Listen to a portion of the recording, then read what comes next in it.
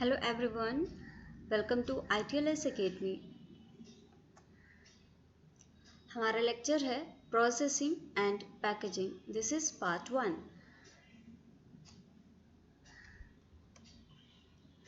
Processing and packaging. Introduction. The purpose of processing and packaging is to produce a product that is wholesome and refreshing in a pack of convenient size for the consumer। जो processing और packaging का purpose है वो ये है कि जो भी प्रोडक्ट आप पैक कर रहे हैं, जिसको प्रोसेस कर रहे हैं, वो प्रोडक्ट होलसम रहे। होलसम का मतलब है उसकी कोई भी क्वालिटी में चेंज ना हो, जैसा प्रोडक्ट है वैसा ही रहे जब तक वो पैक्ड है, और साथ ही रिफ्रेशिंग भी होना चाहिए। The designer of a blending or filling system must have a full understanding of the process। जो भी प्रोसेसिंग चल रही है उसके जो बिल्डिंग सिस्टम्स हैं, जो भी फिलिंग सिस्टम्स हैं, उनके डिज़ाइनर्स जो होते हैं उनको प्रोसेस किस तरीके से होनी है, क्या क्या चीज़ों की ज़रूरत है, कैसे करवाना होगा, इन सारी चीज़ों की पूरी अंडरस्टैंडिंग होनी चाहिए, उनको सारी समझ होनी चाहिए। साथ ही साथ it's limitations, the raw material, the packaging material, and their level of contamination and the means of controlling the contamination to enable wholesome product with adequate shelf life to be produced। Full understanding में ये चीज़ें भी आती हैं कि limitation क्या है, process जो हो रही है उसकी लिमिटेशंस, उसका रॉ मटेरियल किस तरीके से कैसा रॉ मटेरियल होना है, कैसे उसको सेफ रखना है, किस जगह पे उसको स्टोर करना है, पैकेजिंग मटेरियल कैसा होगा, क्या वो इफ़ेक्टिव है या नहीं, इन सारी चीज़ों की अंडरस्टैंडिंग होनी चाहिए। इसके साथ ही साथ बहुत इम्पॉर्टेंट चीज़ ये आती है कि उस जगह पे कंटेमिनेशन का लेवल क्या है जहाँ पे प्रोसेसिंग हो रही है। ये बहुत ज़रूरी चीज़ हो जाती है, क्योंकि अगर आप सारी चीज़ों को भी अच्छे से कर ले जाएंगे और उसके बावजूद अगर थोड़ा सा भी कंटेमिनेशन देखा गया तो वो प्रॉब्लम क्रिएट कर सकता है। इसके अलावा कंटेमिनेशन के अगर चांसेस कुछ हैं भी तो उसको किस तरीके से कंट्रोल किया जा सकता है ताकि प्रोडक्ट की होलसमनेस को मेंटेन करके रखा जा सके और जो प्रोडक्ट है उसकी सेल्फ लाइफ एक्सटेंड की जा सके या फिर मेंटेन की जा सके। Juice extraction. The fruit is normally delivered in large containers। Food की डिलीवरी की अगर हम बात करें तो लार्ज कंटेनर्स में इनकी डिलीवरी होती है और lorry loads to a reception area. Reception area जो भी होता है वहाँ पे प्रोडक्ट स्टोर्ड नहीं होता है, आपके जो फ्रूट्स होते हैं वो बाहर से लाए जाते हैं, लॉरी रोड से लाए जाते हैं या फिर कंटेनर्स के थ्रू रिसेप्शन एरिया तक पहुँचाए जाते हैं, where it is washed and screened to remove foreign bodies। अब जब रिसेप्शन एरिया पे फ्रूट्स पहुंच गए हैं, इनकी वॉशिंग होती है, वॉशिंग के बाद में इनकी स्क्रीनिंग की जाती है। स्क्रीनिंग से क्या होता है कि कोई भी अगर फॉरेन बॉडीज़ आ गई हैं तो उनको रिमूव कर दिया जाए, कोई भी प्रकार का कंटेमिनेशन फ्रूट की प्रोसेसिंग तक ना पहुँचे।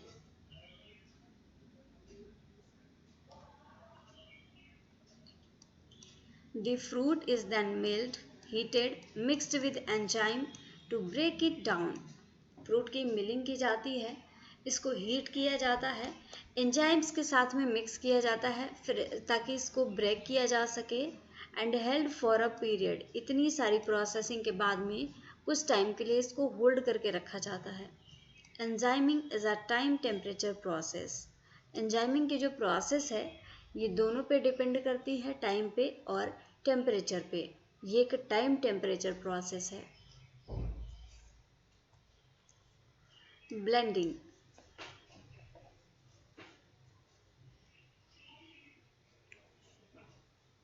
There are 3 main blending routes. Blending के लिए 3 रूट्स हैं जिनके द्वारा आप ब्लेंडिंग की प्रोसेस को करवा सकते हैं, which can be used individually और in combination to form a product. जो ब्लेंडिंग की प्रोसेसेस हैं, जो ब्लेंडिंग के रूट्स हैं ब्लेंडिंग के लिए, आप उनको इंडिविजुअली यूज़ कर सकते हैं, दैट इज अलग अलग प्रोसेस अप्लाई कर सकते हैं, या फिर कॉम्बिनेशन भी बना सकते हैं इन ब्लेंडिंग प्रोसेसेस का प्रोडक्ट के फॉर्मेशन के लिए। Traditionally this is carried out in the syrup room. ये प्रोसेस सिरप रूम में की जाती है, as it is used to be normal to produce the drink as a syrup. क्योंकि जो भी ड्रिंक बना रहे हैं, ड्रिंक को सिरप के फॉर्म में ही पहले बनाना होता है, and dilute it prior to filling, और उसके बाद में फिलिंग से पहले आप इसको डाइल्यूट करते हैं। जो भी आप जूस देखते हैं बहुत डाइल्यूट होता है, लेकिन वो ऐसे ही डाइल्यूट नहीं होता है। उस जो आपने जूस बना के रेडी किया है उसको पहले आप सिरप के ही फॉर्म में बनाते हैं, नॉर्मली सिरप के फॉर्म में बनता है। उसके बाद में इसको डाइल्यूट किया जाता है। डाइल्यूशन के बाद में आप इसको जो भी आपकी केन है या जिसमें भी आप पैक कर रहे हैं उसमें आप फिल करते हैं और पैक करते हैं। Before that, it was usual to fill it as two separate phases, syrup and carbonated water. दो अलग अलग फेजेस में इसको फिल किया जा सकता है, सिरप के फॉर्म में या फिर कार्बोनेटेड वाटर के फॉर्म में। अब हमने ये तो देख लिया कि 3 रूट्स हैं। वो 3 रूट हैं कौन कौन से? पहला है बैच, दूसरा है फ्लिप फ्लॉप और तीसरा है कंटिन्यूअस। ये 3 रूट्स हैं जिनके द्वारा ब्लेंडिंग की प्रोसेस को किया जाता है। तो सबसे पहले हम डिस्कस करेंगे बैच ब्लेंडिंग के बारे में। द इंग्रेडिएंट्स यूजुअली पाउडर्स और लिक्विड्स। बैच ब्लेंडिंग की अगर हम बात करें तो जो इंग्रेडिएंट्स होते हैं वो या तो पाउडर के फॉर्म में होते हैं या फिर लिक्विड के फॉर्म में होते हैं। नेक्स्ट क्या किया जाता है? Are mixed together. इनकी मिक्सिंग की जाती है in a large batch tank. Large batch tank में इनकी मिक्सिंग होती है। Bulk ingredients can be metered or weighed from storage। जो बल्क इंग्रेडिएंट्स होते हैं स्टोरेज से उनको वे कर लिया जाता है।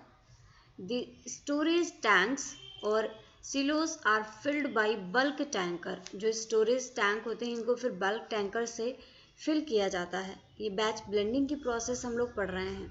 अभी मेजर इंग्रेडिएंट्स के बारे में हमने पढ़ा जो बल्क इंग्रेडिएंट्स हैं। अब आते हैं माइनर इंग्रेडिएंट्स पे। The minor ingredients are often combined in a smaller premix tank। जो माइनर इंग्रेडिएंट्स होते हैं इनको छोटे प्रीमिक्स टैंक में मिक्स किया जाता है, कंबाइन किया जाता है prior to addition to the main mix tank. जो माइनर इंग्रेडिएंट्स हैं इनको जो मेन मिक्स वाला टैंक है उसमें ऐड करेंगे आप, उससे पहले आपको ये प्रोसेस करनी पड़ेगी कि इनको प्री मिक्स टैंक में आपको कंबाइन करना पड़ेगा, उसके बाद में मेन टैंक में इनका एडिशन किया जाता है।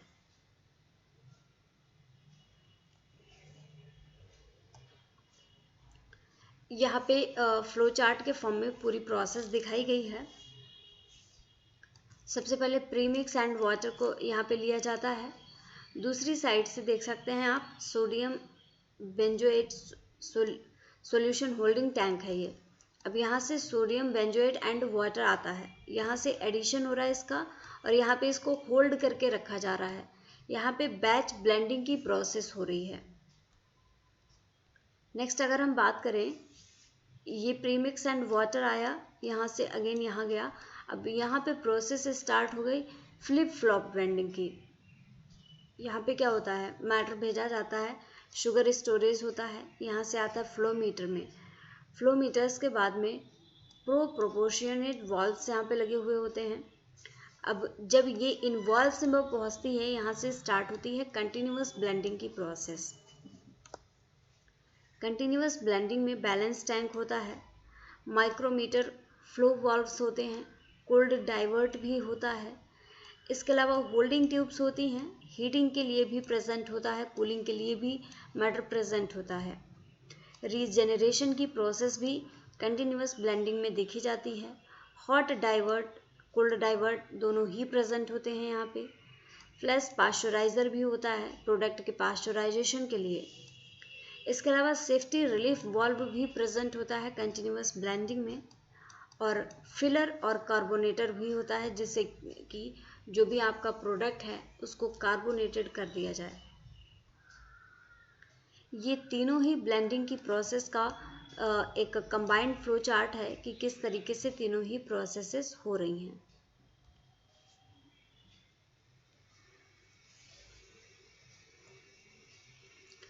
फ्लिप फ्लॉप ब्लेंडिंग की अगर हम बात करें, अभी हम पढ़ चुके हैं, this is really a special case of batch blending. हमने ये देखा था कि बैच ब्लेंडिंग से ही चीज़ें आ रही थी, फ्लिप फ्लॉप ब्लेंडिंग करवा रही थी, तो ये एक स्पेशल केस है बैच ब्लेंडिंग का। In batch blending system, once the batch has been made and checked for quality, it is pumped into a holding tank before being sent to the line. जो भी batch आपका ready हो जाता है उस batch की quality का check किया जाता है, और क्वालिटी जब प्रॉपर है तब उसको होल्डिंग टैंक में भेज दिया जाता है। कुछ टाइम तक होल्डिंग टैंक में रहने के बाद में इसको जो मेन लाइन है उसमें सप्लाई के लिए भेज दिया जाता है।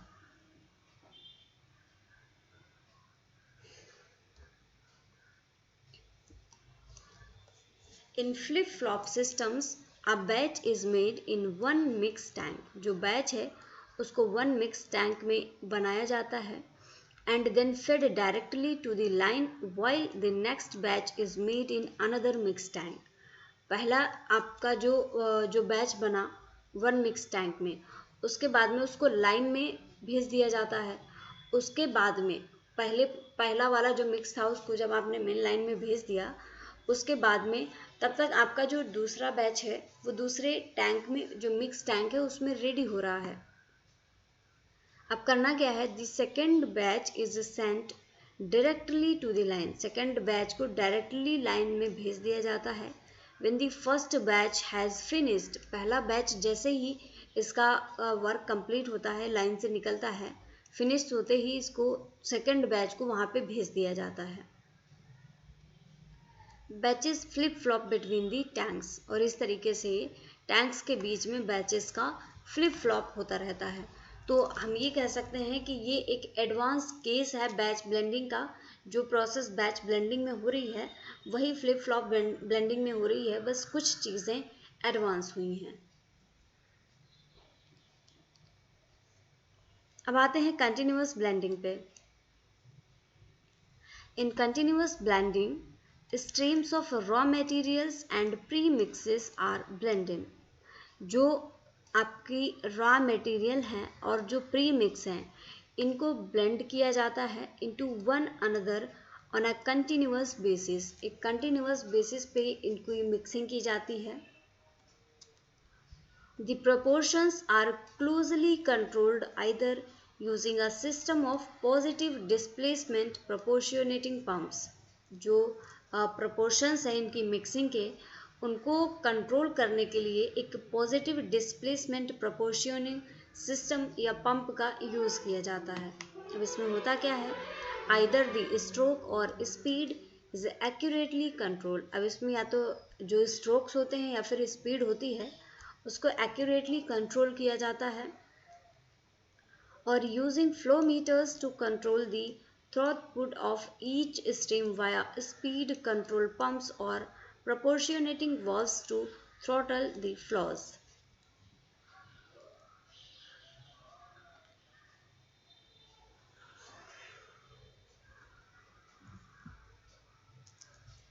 अब हम बात करेंगे प्रोसेसिंग की। In this section, we consider the means by which the product is rendered microbiologically secure. Processing में हम उन चीज़ों की बात करते हैं जिनके द्वारा जो प्रोडक्ट आपका बन के रेडी होता है वो माइक्रोबायोलॉजिकली सिक्योर होता है, उसमें किसी भी प्रकार का माइक्रोबियल कंटेमिनेशन प्रेजेंट नहीं होता है। This is usually accomplished by the addition of heat. अब इसके लिए हीट का एडिशन किया जाता है। हम सभी जानते हैं कि हीट का एडिशन पास्चराइजेशन के फॉर्म में किया जाता है। पास्चराइजेशन एक ऐसी प्रोसेस है जो कि माइक्रोबियल लोड को कम करने में, रिड्यूस करने में मदद करती है। Although chemical means are also used in some circumstances, कुछ परिस्थितियां ऐसी भी होती हैं जहाँ पे हीट का यूज ना करके कुछ केमिकल को ऐड करके भी माइक्रोबियल लोड को रिड्यूस करने का वर्क किया जा सकता है। There are 5 main processes for juices and soft drinks. Juices और soft drinks के लिए 5 मेन प्रोसेसेस हैं जिनको कि यूज कर सकते हैं। सबसे पहली है फ्लैश पास्चराइजेशन, दूसरी है हॉट फिलिंग, तीसरी है in pack pasteurisation, fourth is aseptic filling and fifth is chilled distribution.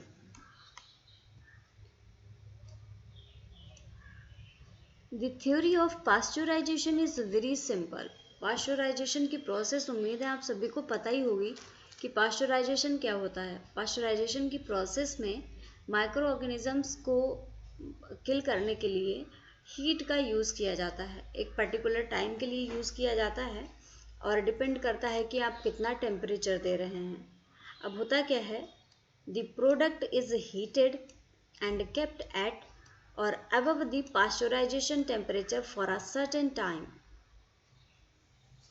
जिस प्रोडक्ट को आप पास्चराइज करना चाह रहे हैं उस प्रोडक्ट को हीट किया जाता है, फिर या तो उससे कम लेवल पे या उससे अबव लेवल पे कुछ समय तक उसको रखा जाता है।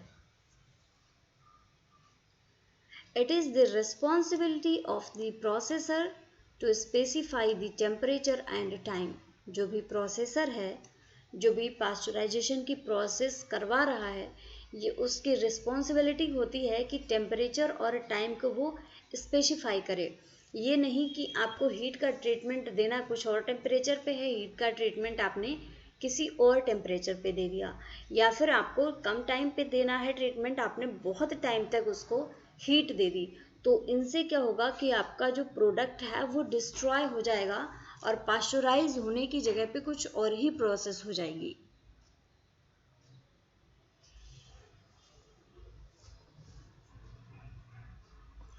नेक्स्ट हम बात करेंगे फ्लैश पास्चराइजेशन की। The raw juice is normally passed through a balanced tank. जो raw juice है, इसके पास्चराइजेशन के लिए इसको बैलेंस टैंक से पास कराया जाता है। बैलेंस टैंक को फीड टैंक भी बोल सकते हैं, या फिर हम ये बोल सकते हैं दोनों अलग अलग भी होते हैं अगर, तो दोनों का वर्क एक जैसा होता है। Before being fed to the pasteuriser, pasteuriser तक आप जो जूस पहुंचा रहे हैं उसके तक जूस पहुंचाने से पहले आप इसको बैलेंस टैंक या फिर फीड टैंक से पास कराते हैं। नेक्स्ट क्या होता है,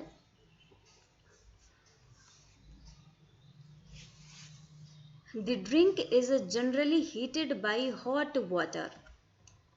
हीटिंग के लिए हॉट वाटर का यूज किया जा सकता है या फिर स्टीम का भी यूज होता है कुछ केसेस में।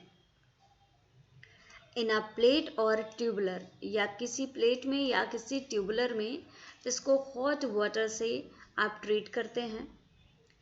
Heat exchanger to the desired pasteurisation temperature, जो भी आपका डिजायर्ड पास्चराइजेशन टेम्परेचर है उस टेम्परेचर तक आप हीट को बढ़ाते हैं और जो भी ड्रिंक है आपका उसको हीट करते हैं।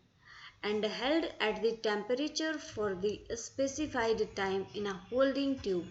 अब जो भी टेम्परेचर है उस टाइम पे आपका जो पर्टिकुलर टाइम है उस टाइम तक उस हीट पे आप उसको रखते हैं।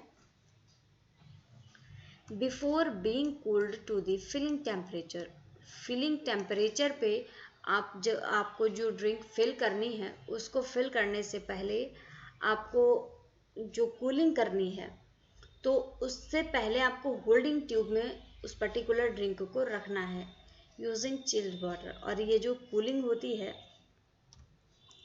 फिलिंग से पहले, इस कूलिंग को चिल्ड वाटर की मदद से भी किया जा सकता है।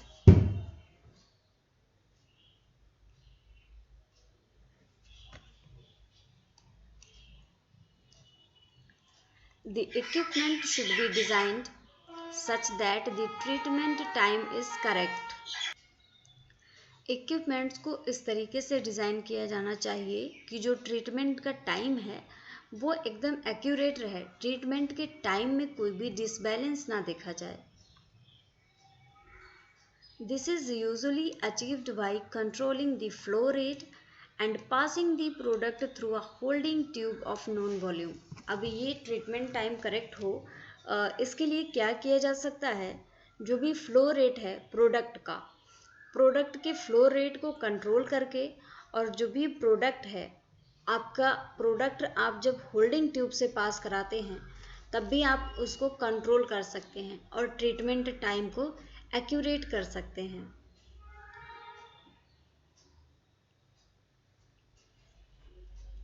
The flow rate and temperature, flow rate और टेम्परेचर की अगर बात करें, at the end of the holding tube are critical to the process. Flow rate और टेम्परेचर क्रिटिकल होते हैं प्रोसेस के लिए, क्योंकि ये बहुत इम्पॉर्टेंट स्टेप होता है किसी भी प्रोसेस को करने के लिए, and should therefore B monitored, और इनको अच्छे से मॉनिटर किया जाना चाहिए, क्योंकि अगर फ्लो रेट में कोई भी डिसबैलेंस होता है या फिर जो भी आपका होल्डिंग ट्यूब है उस होल्डिंग ट्यूब में टेम्परेचर में कोई भी अगर डिफरेंस देखा जाता है तो आपकी प्रोडक्ट की क्वालिटी पे भी इफ़ेक्ट पड़ सकता है।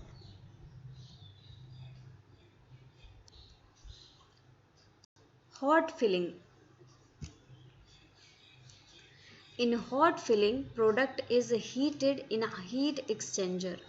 हॉट फिलिंग के लिए प्रोडक्ट को एक हीट एक्सचेंजर में हीट किया जाता है, उसके बाद में it is sent to the filler में भेजा जाता है, hot and filled into containers. और उसके बाद में ये जो हॉट होता है आपका प्रोडक्ट जिसको आपने हीट एक्सचेंजर से हीट किया है, इसको कंटेनर्स में फिल कर दिया जाता है।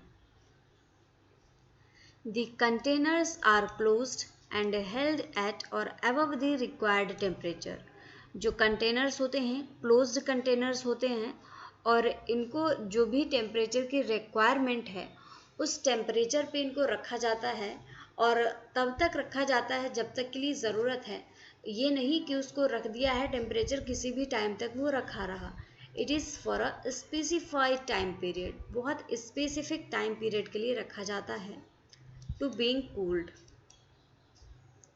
usually in a tunnel with water spray। और इसकी कूलिंग के लिए वाटर स्प्रे वाली टनल्स होती हैं जिसमें कि इसको कूल किया जाता है। In this system, not only has the product been heat treated, but so has the container। ऐसा नहीं है कि आपने प्रोडक्ट को हीट किया है तो सिर्फ वही हीटेड होगा, आपका जो कंटेनर है वो भी हीटेड हो जाता है जब आप हीट का ट्रीटमेंट देते हैं। For some applications, it may be necessary to tilt the product so that the hot liquid wets the cap and neck area of the container। कुछ टाइम पे ऐसा भी हो सकता है कि जो आपका कंटेनर है उसको आपको टिल्ट भी करना पड़ जाए, ताकि जो भी आपका हॉट लिक्विड है वो जिस कंटेनर में आप प्रोडक्ट को हीट कर रहे हैं उसके नेक एरिया को भी वेट करे और नेक एरिया तक भी आप जो हीट दे रहे हैं वो हीट पहुँचे। तो इसके लिए टिल्ट करना पड़ सकता है कंटेनर को। However, this is not often required। ऐसा नहीं होता है कि हमेशा इसकी ज़रूरत ही पड़ती है, कभी कभार देखा जाता है कि इसकी ज़रूरत पड़ सकती है। The head space typically reaches 75 degrees centigrade with the above regime and this temperature is normally adequate। जो head space होता है वो जनरली 75 डिग्री सेंटीग्रेड तक पहुंचता है और ये टेम्परेचर ही एडिक्वेट भी होता है पास्चुराइजेशन की प्रोसेस के लिए।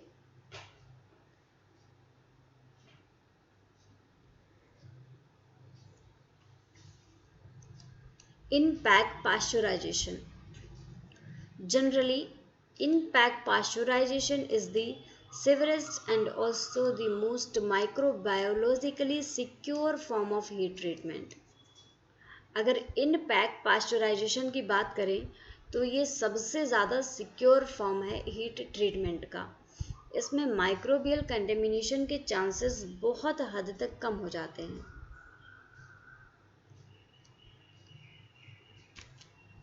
The completely filled closed pack is put into a tunnel pasteurization. जो completely filled closed packs होते हैं इनको एक टनल पास्चुराइजर में रखा जाता है. टनल के फॉर्म में होता है पास्चुराइजर, और इसी टनल में आपके जो आपका प्रोडक्ट है उसको क्लोज्ड पैकिंग के फॉर्म में रखा जाता है.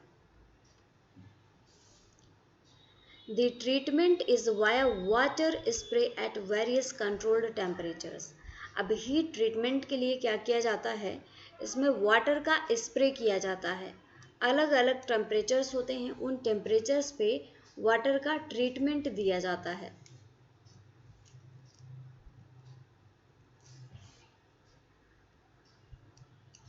The pasteurizer is divided into zones. अब ये जो पास्चुराइजर होता है टनल के फॉर्म में, ये कुछ जोन्स में डिवाइड होता है. First there are a heating zone. सबसे पहले यहाँ पे हीटिंग जोन होता है, and a super heat zone, और इसके साथ ही एक सुपर हीट जोन भी देखा जाता है. अब ये इनका क्या काम होता है, these raise the temperature of the container and the product to the desired temperature. ये जिस टेम्परेचर तक आप कंटेनर के और जो आपका प्रोडक्ट है उसके टेम्परेचर को पहुंचाना चाहते हैं, उस टेम्परेचर तक पहुंचाने में आपकी मदद करते हैं. जो हीट जोन है, जो सुपर हीट जोन है, जो भी टेम्परेचर आप चाहते हैं उस टेम्परेचर तक आपको ये पहुंचा देते हैं.